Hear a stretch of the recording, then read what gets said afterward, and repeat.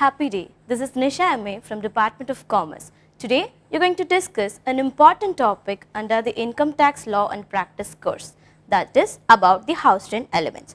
Before going deep into the topic, let's see what we are going to discuss in today's video. Today's highlights are, we will be discussing about the heads of income and one important head under the heads of income, which is income from salary and its basics. Moving on, we will be understanding about the allowance and the difference between allowances and perquisites. Moving on, we will be having about the types of allowances and one important topic under the types of allowance or most asked prominent allowance is house rent allowance.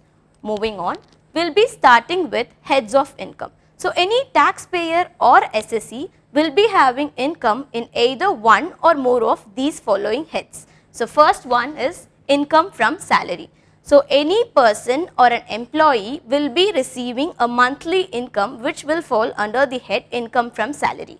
Next, we have income from house property. So, if you are owning a house and you are getting a rental income, that comes under the topic income from house property. However, you can have some exemptions and deductions under the house property because as a house owner, you will be paying other expenses, maintenance costs, all these can be claimed under the income from house property. And the third heading is profit or gains from business or profession. So, apart from a salaried employee, there might be professionals or business people who will be earning. So, their profits and gain that they are getting from their business or profession will be coming under the head profits and gains of business or profession.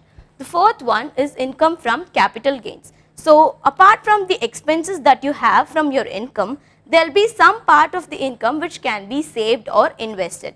If you are investing it, you are going to get profit out of it or the income that you are generating out of those capital gains. That might be short term or long term capital gains which comes under the head income from capital gains. So, any income that does not fall under all these four categories will be coming under income from other sources. So, these are the major or main headings of income. So, moving on to the next topic, that is income from salary. So, as I said, any salaried employee will be getting monthly income which amounts to the income from salary. However, gross salary will be computed as basic pay plus allowances. So, based on the company and the nature of employment, the salary will either be paid on first day of the month or last day of every month. So, the gross salary will be computed as basic pay plus all other allowances that the employer is giving to the employee, and then the taxable salary will be calculated as per gross salary minus standard deduction under section 16 of the Income Tax Act. So, this is how we will be computing the taxable part of any salary.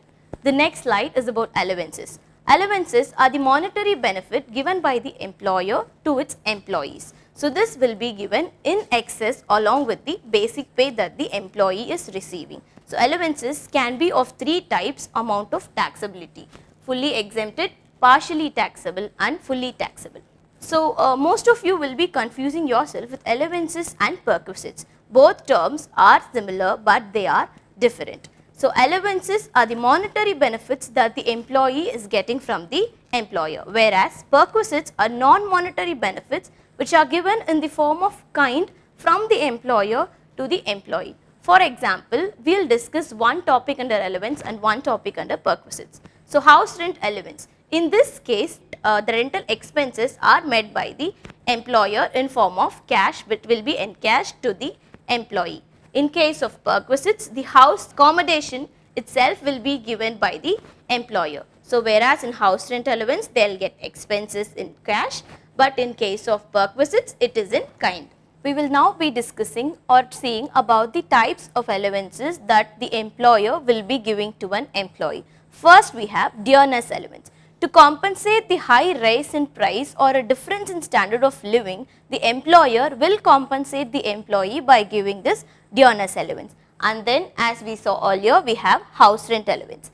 And then there is education allowance which is given to the children of the employee to meet their tuition fees expenses. And then we have entertainment allowance, conveyance allowance, transport allowance, medical allowance, warden allowance, helper allowance, city compensatory allowance and overtime allowance when the employee is working over and above the normal working hours. Moving on to the specific topic of today, which is house rent allowance and the amount of taxability under this house rent allowance topic. So, the taxable HRA will be calculated as actual amount of HRA received minus the exemption amount. To find out the exemption amount, we need to look at the provisions under the Income Tax Act. So, first before understanding about the provisions, we need to know what the term salary means under the HRA concept. The salary includes basic pay, dearness allowance that enters into retirement benefits, dearness pay if any, and the commission on turnover. All these together will compute as salary. And there are three cases where the HRA will differ in taxability.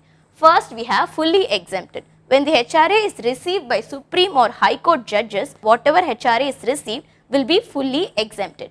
Second case, we have fully taxable HRA. Whenever the employee is living in his own house where he is not paying any rent for a third person, or if the rent amount is very less, that is less than 10% of his salary. In all these cases, the HRA that is received by the employee will be fully taxable. And the third and important case is where the HRA is partly exempted. So, here we will be calculating three amounts and least of the following will fall as an exemption amount.